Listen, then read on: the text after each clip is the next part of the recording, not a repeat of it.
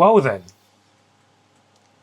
I don't think any of us thought we would be here so soon, but we are, and I suppose it is right to look back at what has happened and the fallout from it.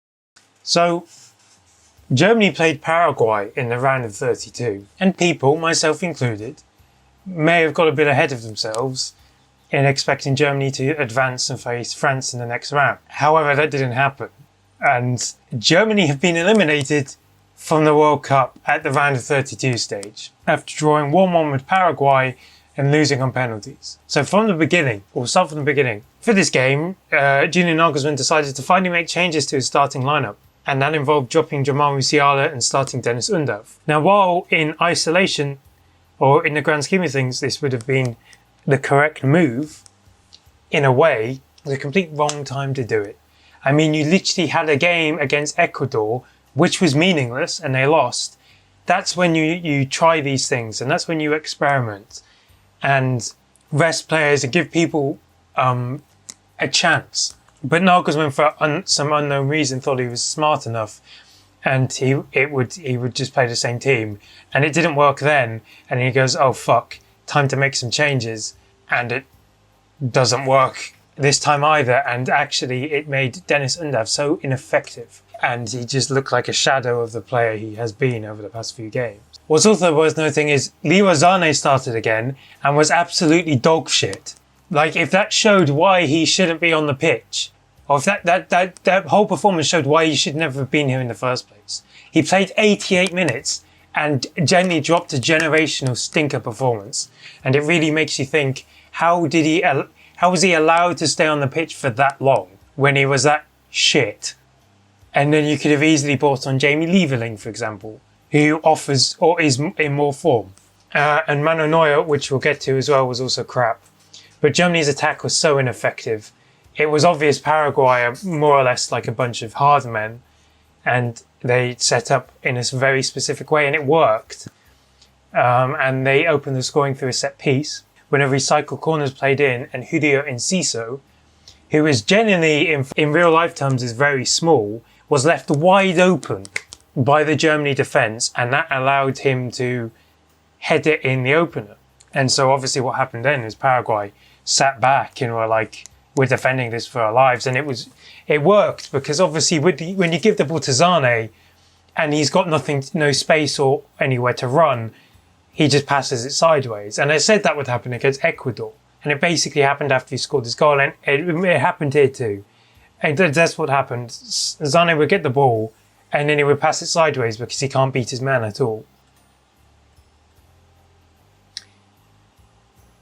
Then in the second half, Germany step up the game and equalised pretty soon when a Florian Wirtz corner is headed in by Kai Havertz. And then you kind of get the feeling, okay, Germany are going to slowly put pressure on Paraguay. Paraguay are going to tire, and Germany will score the winner that way, as you would expect it to happen. But it didn't. And Germany really struggled to break down Paraguay again. And they couldn't find a breakthrough at all. And then the game would go to extra time. Then in extra time, Germany thought they scored the winner when Jonathan Tah headed in to make it 2-1, but the goal would be disallowed for foul on the Paraguayan goalkeeper. Obviously, you can make the argument that if this happens in the Premier League, it probably counts. But it didn't count here, and so Germany obviously continued to try and score, and they struggled. They had a really good chance where the ball just wouldn't go in. Like, it was more or less off the line. And then with this game, I should have mentioned this earlier, in like the first half, watching this game, you kind of got like that feeling where you think, okay, this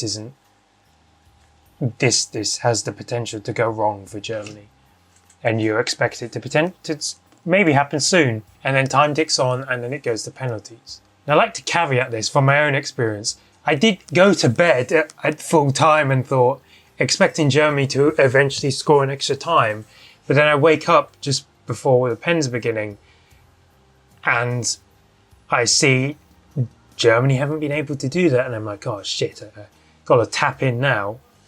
And so what's interesting about the penalties is the takers. This is not a Germany of past where they have prepared takers, which you'll see later on down the line. So Kai Havertz steps up, his penalty is saved. Paraguay then scored 3 in a row, while Kimmich and Musiala also scored. And then Nick Woltemade steps up and also misses.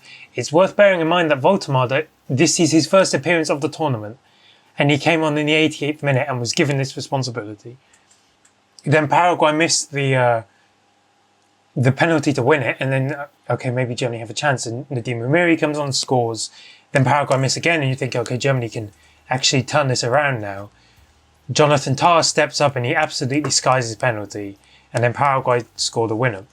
Now, what came of light is these kind of confusion, really, with Germany and their penalty takers, where it's quite obvious that they didn't really have any, like a set order, because there's a video of Joshua Kimmich going around asking people, do you want to take a penalty? And Leon Goretzka steps up and, you can see him shake his head and say no. And then you're asking someone like Nathaniel Brown or Voldemar Anton if they want to take a penalty. And Jonathan Tah, fair play to him, steps up and goes, okay, I'll take one, despite never taking anyone in his professional career. And he obviously misses. So like fair play to Tah for stepping up and taking the responsibility in such a high pressure moment. But like it really shows how underprepared Germany were for this situation. And this is actually, I think, the first time they've ever lost a penalty shootout in the World Cup, at least. So obviously this is an abject failure, going out in the round of 32. And in terms of like the number of teams, this is actually not really any better than the past 2 World Cups where they got eliminated in the group stage because it was the same amount of teams. And so, considering how easy it was to leave this group stage, again, it should show you that this is not a success at all, obviously. Like, okay, Germany were probably going to lose in the round of 16 anyway, but you're against objectively one of the best teams in the tournament, so you kind of can be like, okay, fair enough. But they get eliminated, like, 3rd World Cup in a row and failure for Germany. They've still not won a knockout game since they won the tournament, which will have been 16 years ago by the time we hit the next World Cup. And like this should be used as a point of refresh. Obviously, Euro 2024 was meant to be like the 2006 for this Germany side, and they come back and, become a better team again, but that didn't happen. And then warning signs kind of begin to flash in a way. And like this whole thing's been a bit of a shit show from the beginning, especially with bringing back Manuel Neuer, playing Leroy Sané. Yeah, and so there's a generation of German footballers called the 95 generation, and that's Kimmich, Goretzka, Sané, Rudiger, Zula, and Gnabry. None of them should ever see the national team again, apart from Kimmich. Like, generally, if Sané gets called up for September, there may be a fucking riot, because he shouldn't be near the national team again. After his objectively shit performances during this World Cup, he should never wear the shirt again. This also showed that the decision to bring back Manuel Neuer was completely wrong. Oliver Baumann should have been the number 1, and his performances wouldn't have been any worse than Neuer's. Nagelsmann couldn't... Okay, it worked in 2024, but he couldn't find a way to get the attack to function properly. I mean, you are relying on a substitute more or less to come on and save you. Then the midfield, despite in theory it being good, in reality wasn't, with Nemetcha and Pavlovic. There's just not really that much muscle in there. And so overall, like, there's a lot of rethinking for Germany now. The Euros are two years away. They need to start bringing in the next group of players. And Nagelsmann will not be the person to do that, because obviously I've delayed this. Germany went out on a Monday and it's now Friday. So I've delayed this to see what happens. And now today it was announced that Julian Nagelsmann has resigned as manager of the national team. He was going to get sacked either way. Like, it's said that he was either going to, you either leave with the dignified option and resign, or we sack you. And so Nagelsmann, Euro 2024, we kind of rebuilt Nagelsmann's reputation after it took a hit after he was sacked by Bayern. But then now his reputation has taken a hit again. And a pretty big one at that. And he's kind of really, he's not that kind of young, hip manager now that he was. And reality settling in. And there probably will be a Bundesliga side by October that will be scrambling to hire Nagelsmann as their head coach. I mean, I would like Dortmund's one poor season and they'll sack Kovac and bring Nagelsmann in as soon as they can, like, plausibly do it. And who's going to replace Nagelsmann? Well, it's quite interesting.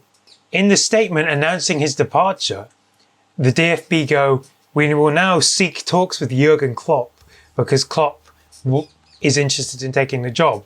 So that basically says Jurgen Klopp will more or less be the new head coach. And so now it's up to him to bring in this new generation of players, get Germany playing their own kind of distinct style of play, and don't allow, like, this buying core to grab the national team by its balls and try and rebuild the reputation of this team. Obviously, we're not going to see the fruits of the Jurgen Klopp labour for another 2 years at least.